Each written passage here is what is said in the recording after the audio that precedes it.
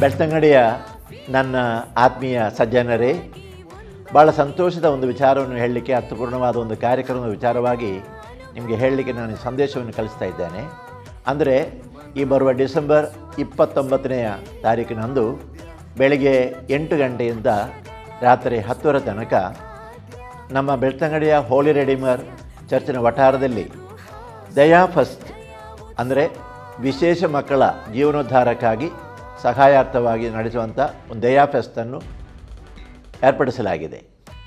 ಇದರ ಮೂಲಕ ಅನೇಕ ಕಾರ್ಯಕ್ರಮಗಳು ಅಲ್ಲಿ ನಡೀತಾ ಇದೆ. ಭಾಳ ಆಕರ್ಷಕವಾದ ಕಾರ್ಯಕ್ರಮ ನಡೀತಾ ಇದೆ.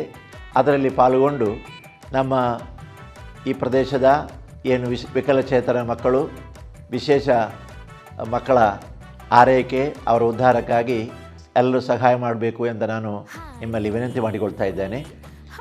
ದಯೆ ಧರ್ಮದ ಮೂಲ ಎಂಬ ಮಾತು ನಾವು ಕೇಳಿದವಲ್ಲ, ನಾವು ದಯದಿಂದ ಈ ವಿಶೇಷ ಮಕ್ಕಳ ಸಹಾಯಕವಾಗಿ ನಮ್ಮಿಂದ ಆದಂಥ ಎಲ್ಲ ಸಹಕಾರವನ್ನು ಕೊಡಬೇಕು ಎಂದು ನಿಮ್ಮಲ್ಲಿ ಎಲ್ಲರಲ್ಲಿ ನಾನು ಪ್ರೀತಿಪೂರ್ವಕವಾಗಿ ವಿನಂತಿ ಮಾಡಿಕೊಳ್ತೇನೆ.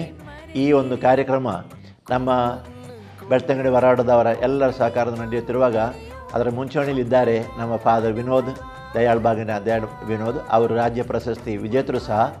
ಅವರ ಸಹಕಾರ ಮತ್ತು ಎಲ್ಲರ ಸಹಕಾರದಿಂದ ಈ ಮಕ್ಕಳ ಜೀವನೋದ್ಧಾರಕ್ಕೆ ಬೇಕಾದ ಸಹಾಯ ದೊರೆಯಲಿ ಎಂದು ನಾನು ಪ್ರಾರ್ಥಿಸ್ತೇನೆ.